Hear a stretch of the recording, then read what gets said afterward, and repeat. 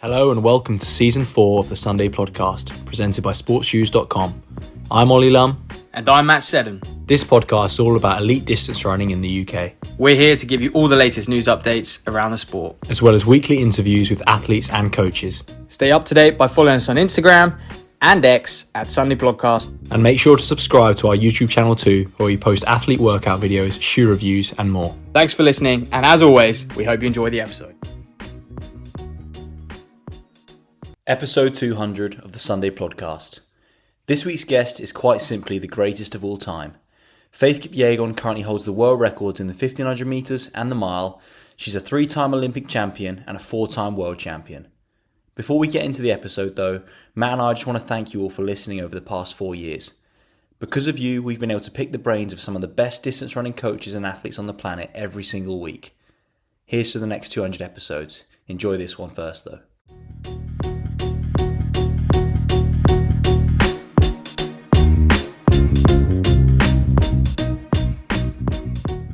Okay, firstly, Faith, just welcome to the podcast. Great to have you on and thank you so much for joining us. Thank you. Brilliant. And we actually really want to just start from the beginning with you and talk about your childhood growing up in Kenya and how you first got into running.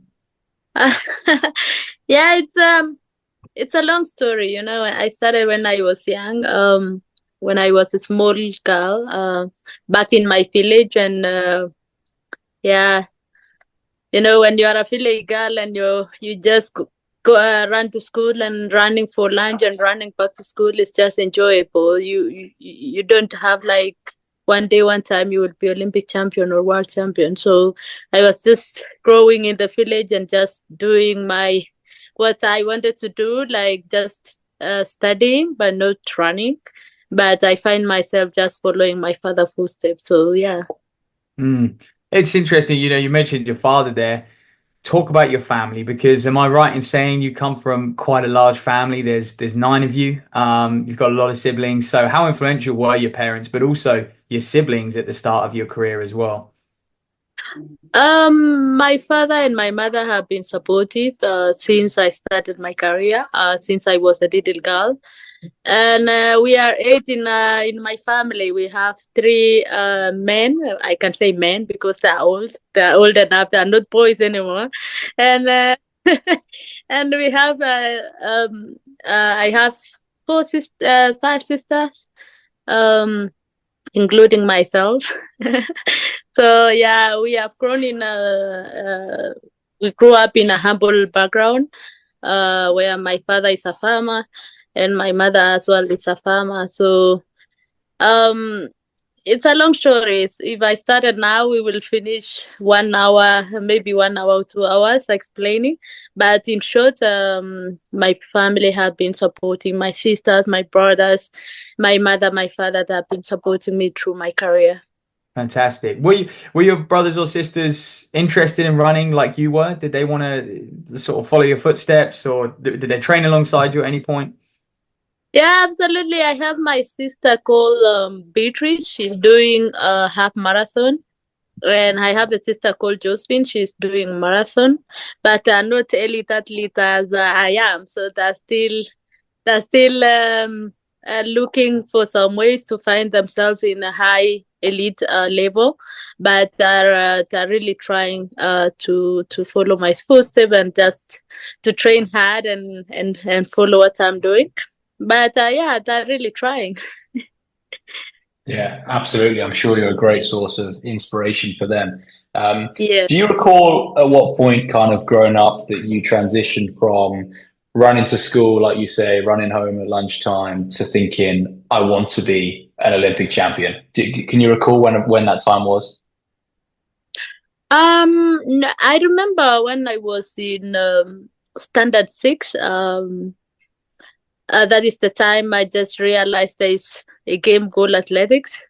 And as well, I was running in school competitions and I was just reaching national levels, but not outside the country.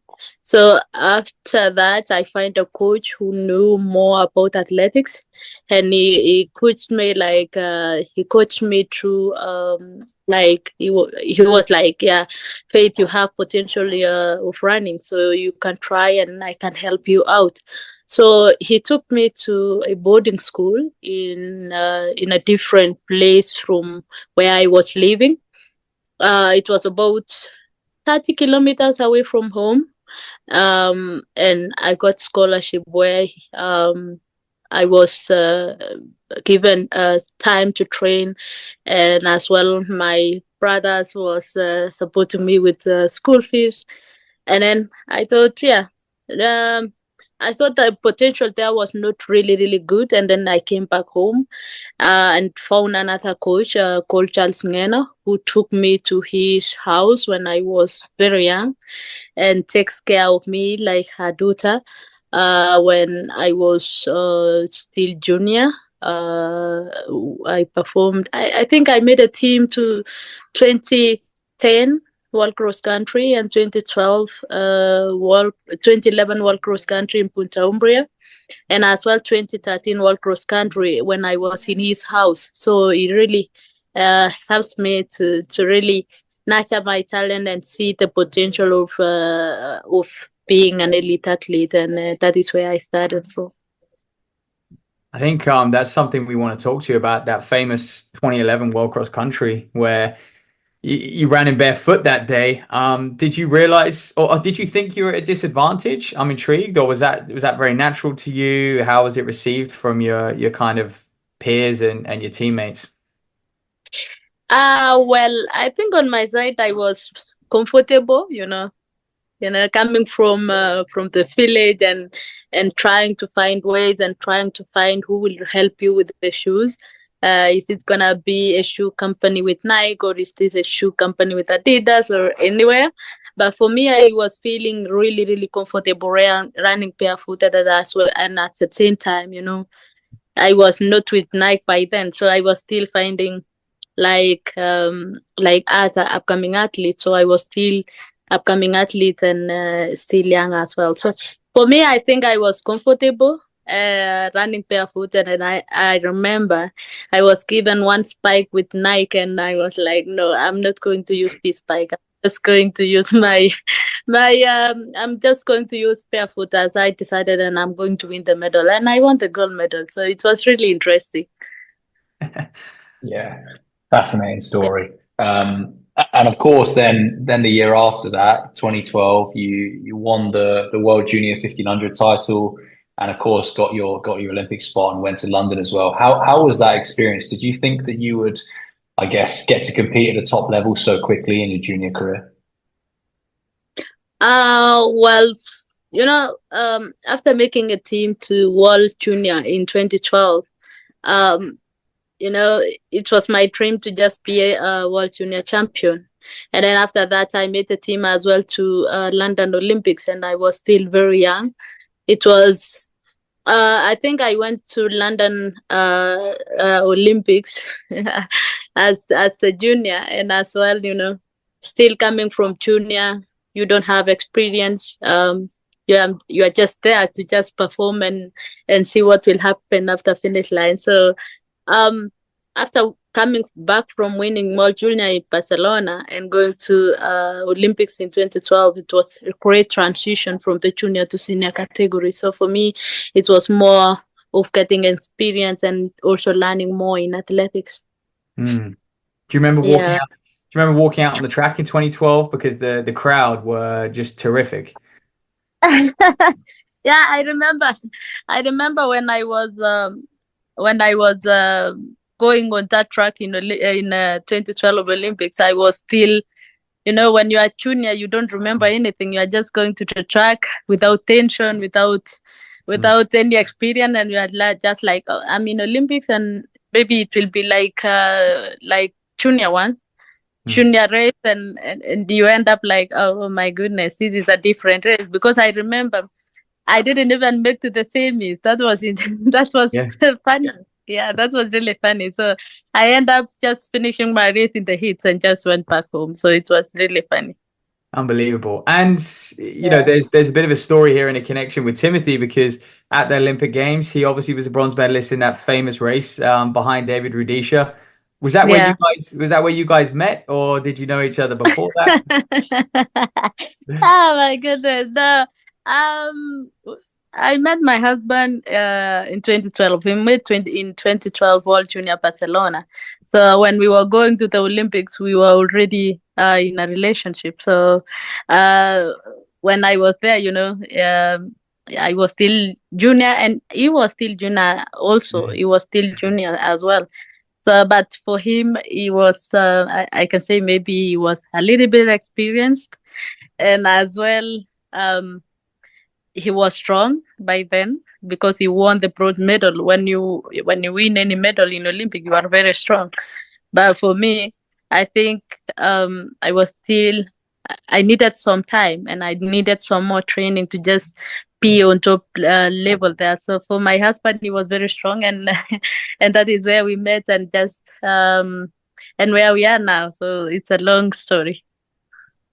Yeah, brilliant. Did he inspire you to go and think, oh, I'm going to win a medal at the next one? Sorry?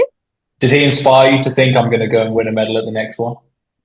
Yeah, he really inspires me a lot, to have come along with him and just seeing him win bronze medal in Olympics, and being there myself. I was like, one time I'm gonna medal also in any Olympics. So I didn't know one time I will be Olympic champion. So he have been supportive, and since he got a little bit of problem, he could not manage to still be in athletics. He got a knee injury, and he really just decided that let me just stop it and do other things. So he have been like supporting system to me to where I am now, and yeah, it's really great. Yeah. I can imagine that being so important, having that support throughout the years that have gone by. And look, you've from 2012 to now, that's 12 years. It's an incredibly long time, and a lot of people who were in the sport who went to 2012, they don't compete anymore. And you're racing, a completely new crop of athletes, new faces. How have you been at that level for so long? Well, what I can say is like what I can say is discipline. In everything you do is discipline. If you don't have discipline, you can't get where you want to be in either sports or anything else you want to achieve in your life. So I think discipline, hard work, and sacrifice have made to where I am today. I think I'm so grateful, and the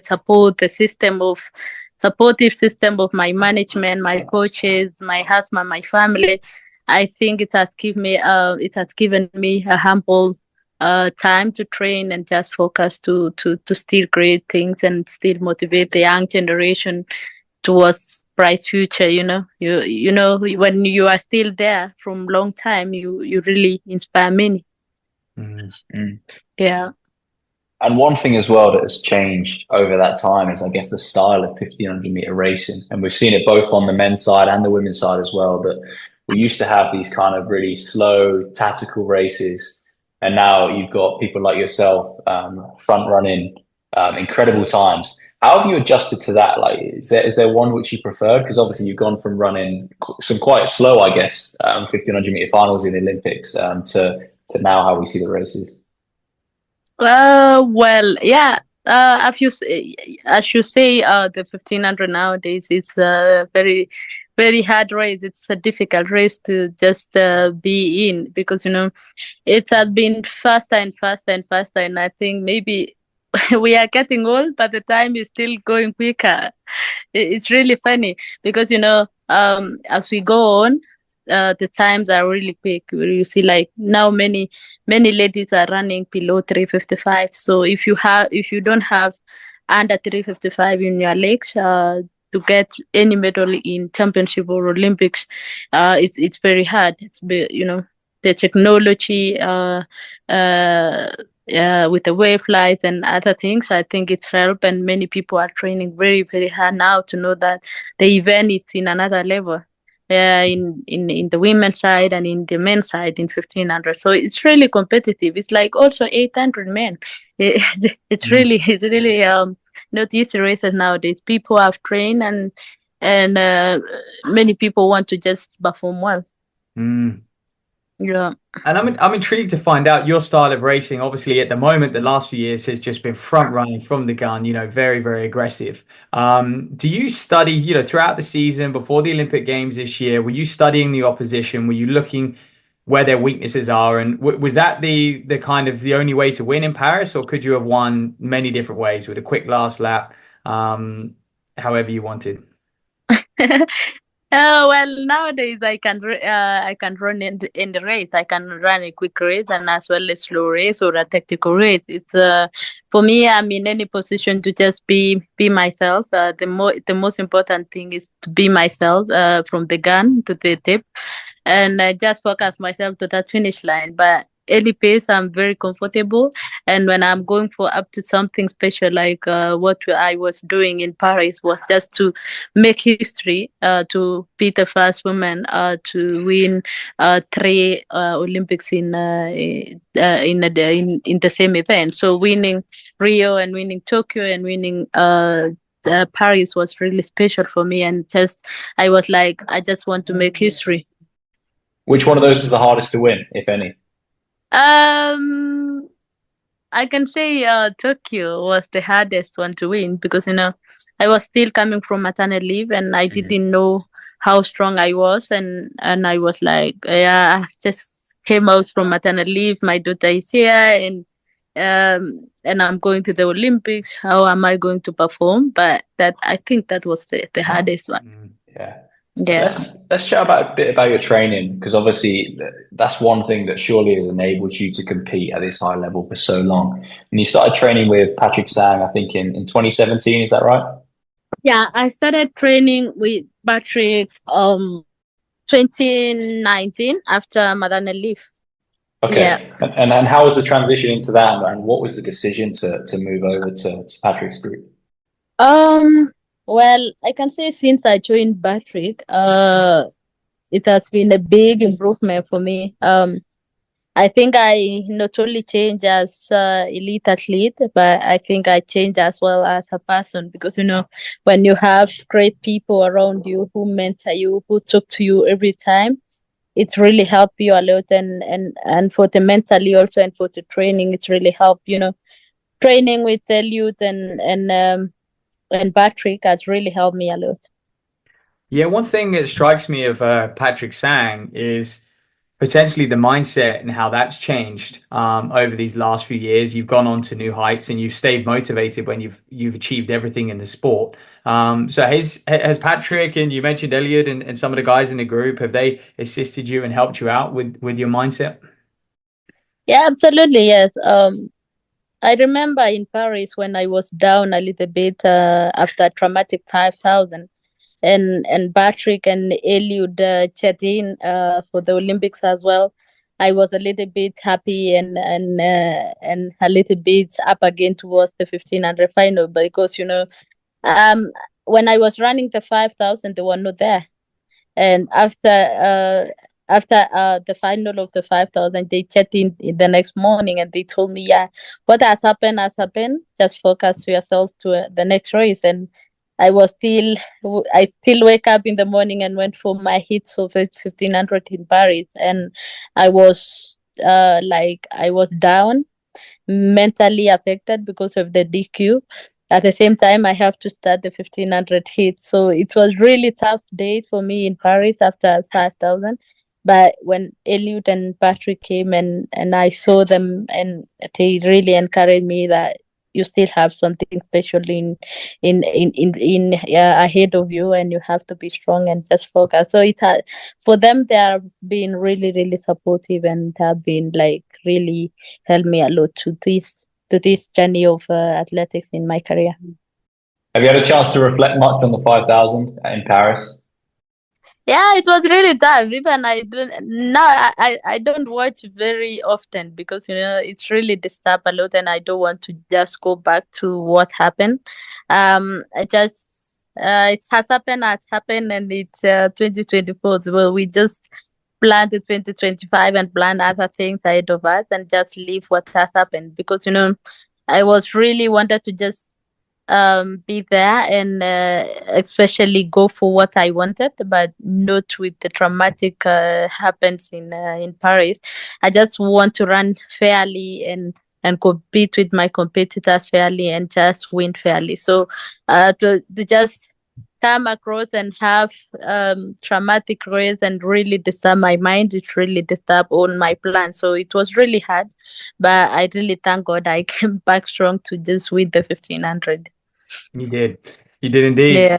And you mentioned planning there, and planning for 2025. One of the questions I was going to ask you is, do you plan for a world record at the start of the season? Do you sort of plan ahead for the world record, or do you just see how you take shape during the summer and you go, do you know what? I'm going to give it an attempt. I've trained well. No, well, I think it's the most important thing is to stay healthy. I hope to stay healthy, injury free, and start my season in a good way because now I'm still enjoying my off season, and hopefully I will start my 2025 season soon, and I hope to just be myself and see what will happen in the start of the season. But the most important is the World Championship next year. Mm-hmm. Yeah. Do you like being the favorite going into pretty much every race you do? Absolutely, yes. But at the same time, it's come with pressure because you are there, you are an elite athlete, you have to perform, and everybody eyes is on you, and you have to just show them that you are the best. I think I just Yeah. want to touch back to training with the group and Patrick Sang. Do you train with the guys, or do you train on your own? What does training look like? Well, for me, I join them most of the trainings, and most of the training I do alone because I'm track athlete, and most of them are marathoners. So I try to keep up with them when they're going for the long runs because they're marathoners. They do a lot of long runs, and for me, I do a lot of track. So I join them most of the time. Nice. Yeah. Can you talk us through what a typical week's training might look like? It keep on changing.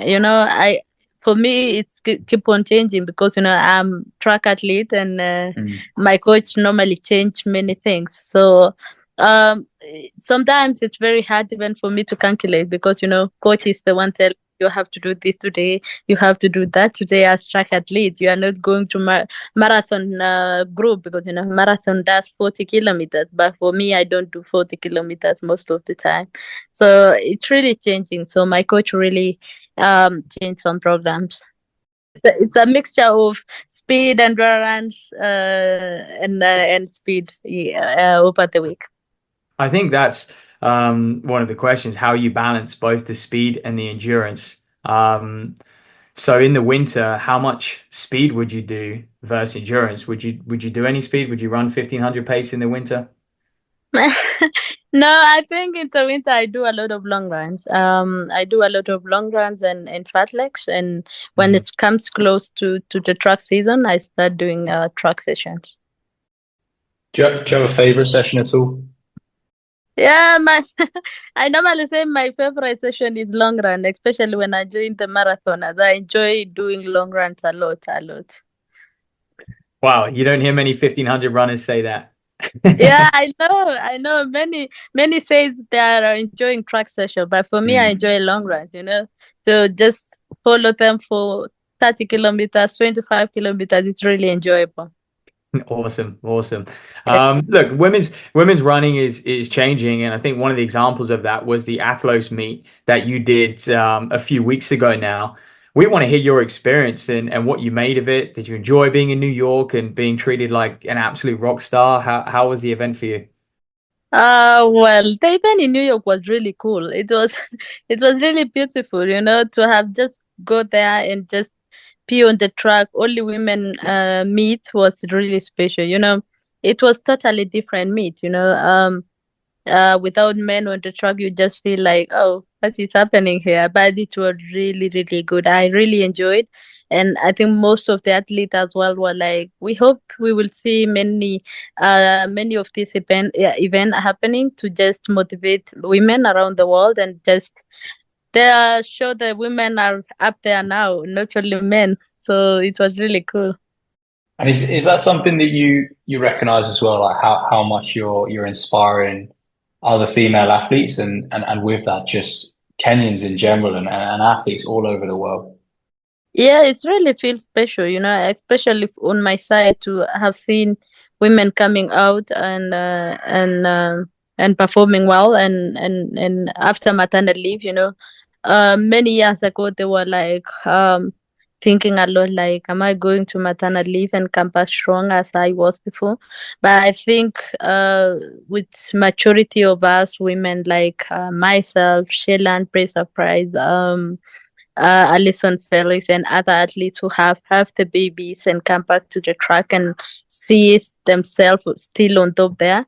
I think it has motivated many women around the world. So I think that on my side, I can say I've met many women saying that Faith, you have motivated me a lot. And when I see you, I just get motivated. Like I also want to be like Faith, like have my baby and just come back to running and it has really happened and I'm really, really happy to see that. I think you've shown it's possible. Can you talk about the I guess the road back from giving birth to your baby daughter? Like how quick after giving birth were you back into training and preparing for Tokyo and the World Championships? Well, it was not easy. It was not easy. I normally tell my fellow women that it's not easy. It's a matter of sacrifice, um, and at the same time, it's a matter of discipline and hard work you put in to just come back to running and just come back to any championship you are preparing yourself to go. So for me, uh, after giving birth to Aline, I had people around me who really supported me through my journey, like my management, my coach, my husband. They were like, you are capable of doing it. So um just be patient, just train and just reduce weight slowly and you will be there. So for me it was very hard, but with the people who supported me and really helping me mentally to be strong, I think I could come back strongly. So um on my side, I was like, maybe I rushed too much because, I remember when I was going to 2019 World Championship in Doha, I got a little bit of problem. I got a pubic bone injury and it was not easy to just recover and see your season is ending like that and you have come a long way in building up towards the championship. So it was really hard for me getting injury and just coming back to the championship and it was sad. So for me, I got very, very big support. And Yeah. your daughter, is she going to be running anytime soon? She's still young. She's only 6 years old, but she likes running. And we hope maybe in future she's gonna be a runner, or we will see what she likes to do in the future. Now we have a new system in Kenya where they are mentoring children, and we hope they will be. We will see what she wants to do in the future. Oh, that's cool. Do you want to talk on that new system of mentoring children? How things have changed over the last, I guess, 15, 20 years since you started out in the sport? Now in Kenya they have now that curriculum where they change the education system. It's called CPC, and when the child have a talent they nurture in school. So we will see what Aline want to do when she's in school, if she want to play football or she want to be a runner or she want to be engineer or something. We will just be we will just be after some years. So yeah, it's really good system. So there's more sports on offer now in Kenya than there was before. Yeah, absolutely. Yes, yes. Yeah. And one thing we wanted to ask you, Faith, I guess back to your training a bit and your goals for what's coming up next. You mentioned that the World Champs next year is really important to you. Do you think it's possible to get another Olympic gold though in 4 years' time? Well, I can't say anything about the coming Olympics 2028. I don't know what I will be doing on that year. But the most important thing is to stay healthy and still still run and still enjoy the sport, and see what I will do after when it's come to the Olympics. But I can't talk about it at the moment. I just want to just enjoy the Paris Olympics 2024 and get into 2025 and see what will happen after that. You Yeah. must have watched the marathon world record be broken by your by Yeah. a countrywoman. So this might be too early to say, but is there any plans to step up to the marathon? You know, Hassan and Dababa, those who used to race against over the 1500 have all moved up, but you're very much still remaining on the track, which is good to see. We certainly enjoy that. Yeah, absolutely. About marathon, seeing the Baba runs marathon, seeing Sifan Hassan run marathon, it's really motivated me a lot. And they are my friends, and we were together in 1500, and seeing them run marathon, it's really encouraged me to do so as well. But I still want to just see what is possible on the track before I transit fully to marathon. I don't want to do like going to marathon and coming back to the track. I just want to do one thing one way to marathon. So for me, one day, one time, I will be in marathon. And obviously, based off your training group, it's not like you'd have to move anywhere. I think you'd have a pretty good setup anyway. Yeah, I'm training with marathoners, so it's very easy for me to just transit and just change my mind. Like, yeah, now I'm going to marathon and just focus on marathon. It's when you go to marathon, it's a long distance. It's not a short distance whereby you have to come back and do 1500 and more. You just stick on marathon like Obiri and Dibaba. They have done marathon very good. So I hope to just follow what Obiri is doing. She just focus on marathon and just fully marathon. I wanted to ask you almost seem like the perfect athlete. Like you never have any downs in your career. I know the Olympic 5000 didn't go to plan, but have there been times in your career where you have struggled? You've either struggled for motivation or you've really struggled to kind of get fit because you've been so consistent. And it's almost like you don't look like you've had any bumps in the roads. No, as an athlete, you get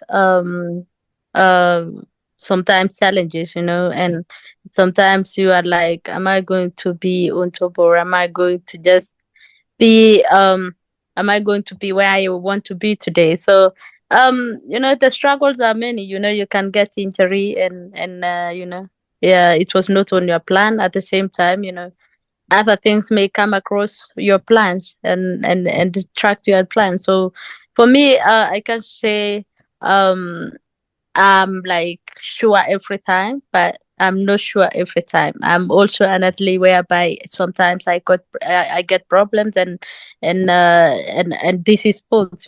Sometimes wins today, other person wins today, and another one wins tomorrow. So that is why it's called sports. Absolutely. Yeah. You mentioned earlier about kind of how you've inspired other athletes, particularly those kind of coming back to elite racing after giving birth, perhaps. But what's your relationship like with the other athletes kind of on the circuit and stuff, like the other 1500-meter ladies around the world? Well, I can say that the relationship is really, really good, to have pushed these ladies to best times last year, this year. It really, really encouraged me a lot to still push these ladies towards faster times, and to have come along with Jessica Hall, Laura Moore, and Georgia Bell, and other great women in 1500, and well, as I said earlier, this is sport. Despite what we do, we also have humanity that we have to love each other.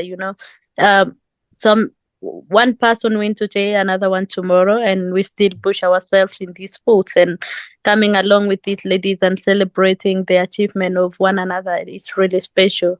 Like last year when I was running, like three world records in the mile, in the 5000 and 1500, we were like celebrating all together. We were just coming along and take a photo together and just be like this. We were part of this together. I was not the only one running on that track to just broke that world record. We were like many of us, so we were just celebrating together and knowing that we were part of this together. So it's just historical for all of us. It's quite Yeah. special. It was really special. Yeah, you all do seem like you're quite good friends, but at the same time, ruthless competitors on the track. Yeah, we are friends at the same time. When it comes to competition, you have to be focused and this is sports. As I say, this is sports. Absolutely. I think Yeah. one more thing just on the training and stuff. There's been a lot of technology advancements, obviously the shoes over the last few years, but is Kenya, the Western world seems to be catching up a little bit on the track, say over 1500 meters, 800 meters and stuff. Is Kenya keeping pace with the technology? Are you using heart rate? Are you using lactate? Do you believe in using any of those metrics and measurements, or do you just train to feel in the group at the moment? Well, I think for us, we believe in the training. We don't believe in the technologies. The technologies is just, when you have shoes and you have trained well, you will still perform well. But let's take for example, if you just give to an amateur a very fast shoe, he or she is going to perform? I don't think so. I think it's the training. If you do your training very good, you are just gonna perform. I don't think that the technology really perform, because for us also on the track we have the wave light. I don't think the wave light runs. It's the athlete who runs, because if you don't follow the wave light, you can't make it to time. But if you follow the wave lights, you are gonna if you follow the wave light and you have trained very well, you have prepared yourself very well, the conditions are very well, I think you are just going to perform. But if the conditions are not really perfect, you have not trained in a good way, I don't think the wave lights will bring you to the world record. So I think it's a training.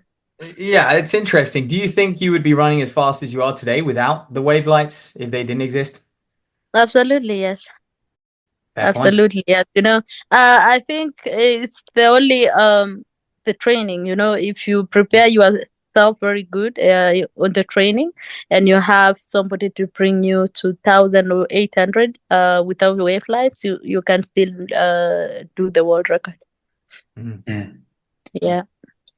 And Faith, on those world records, just before we finish, how fast do you think you can go? Like, what are your limits, I guess, in terms of 1500 or that mile time, for example? How close to 4 minutes do you think you can get? Well, Elio normally say there is not no human is limited. No human is limited. So I can't limit myself, or I can't just say I can do. But if not me, yeah, I think other person or other generation will do. They will still run below 349. So I think there is still a lot of time, and I think going forward we will still see many times being broken in different events. Absolutely. Well, Faith, Yeah. thank you for the podcast, and we can't wait to see what the next chapter will be in the journey. Thank you so much.